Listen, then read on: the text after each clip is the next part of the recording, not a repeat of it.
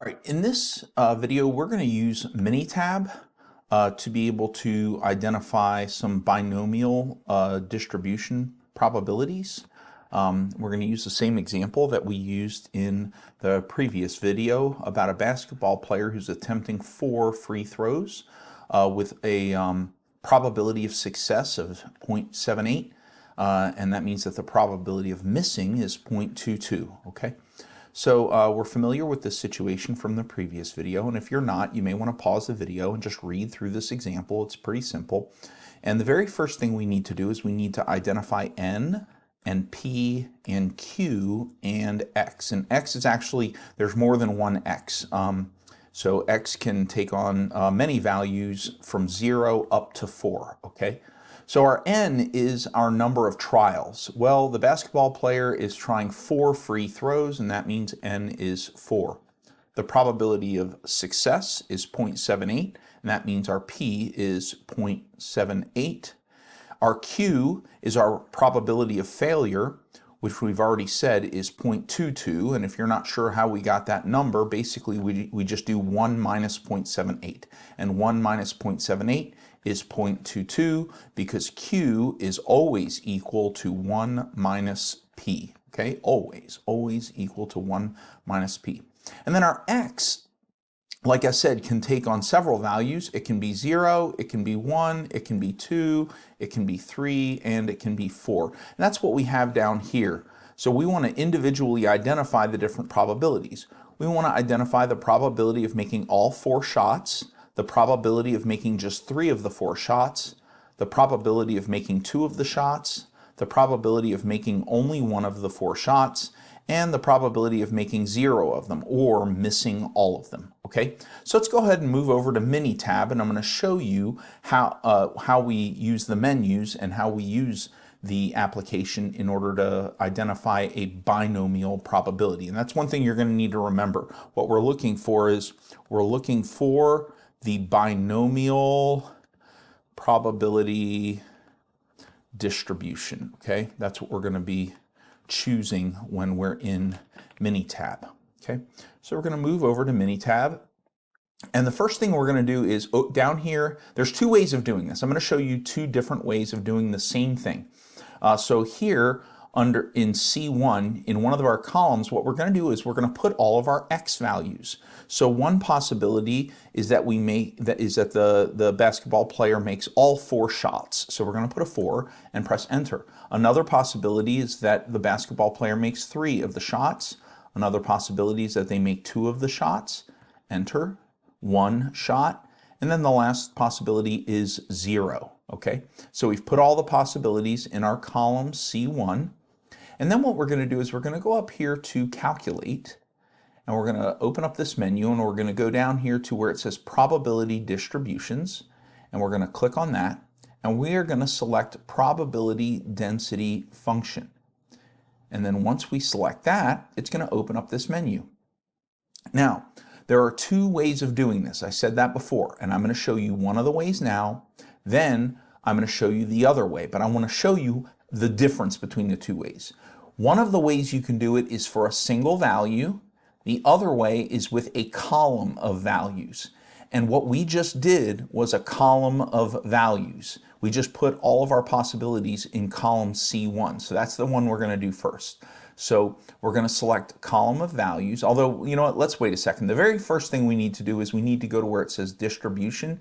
This says normal. We're not doing a normal distribution. We're doing a binomial distribution. So we're going to scroll, they're alphabetical, we're going to scroll all the way to the top, and you can see the word binomial here. We're going to select binomial, and then it says, what is the number of trials? Well, we know that n, and this is where you're going to put your n, but you're not going to put the letter n, you're just going to put the number, what n is equal to. N is equal to 4 in this case.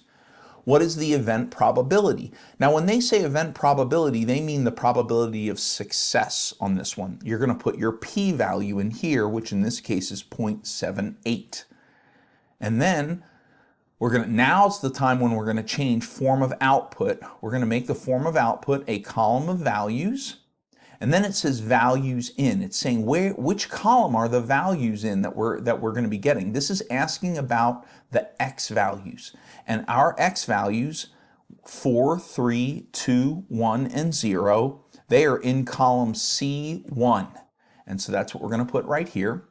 And then down here we have to decide what our output is going to be. Are we going to store it in another column, or are we going to display it as a table?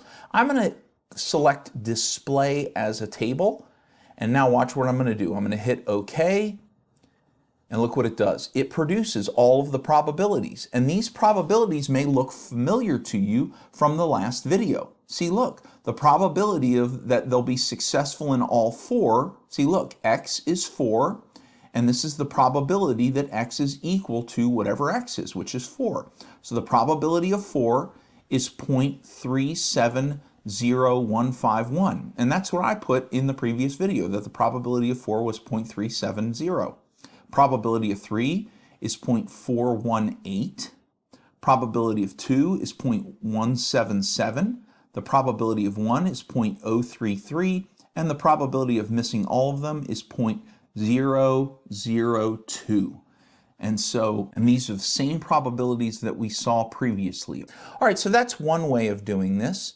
Now let's look at the other way of doing it. In the other way, what we do is we calculate each one of these one at a time, okay?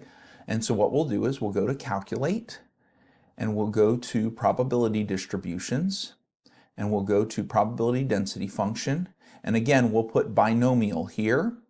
And then what we're going to do is I'm going to erase the C1 here. We're going to take that out, okay? And we're going to leave this as 4, and we're going to leave this, the probability, the P is 0.78. But up here, we're going to change from a column of values to a single value. And now what it's asking us to do is just to identify a single probability value.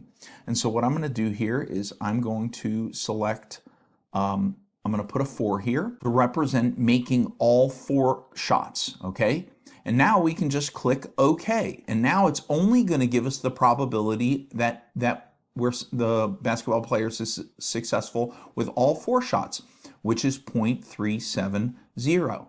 Now we can go back through the whole process and change the 4 to a 3 and hit OK to find the probability of making 3 shots. Do you see how this method takes a little more time? But if you only need one answer, if you don't need more than one answer, if you don't need all of the answers, then you can just use this method where you only identify one of them at a time, and it's just a little bit faster because you don't have to enter all these numbers in down here, okay?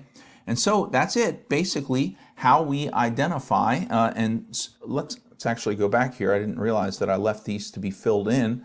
If we go back to Minitab here, we can see that 2 is 0.177.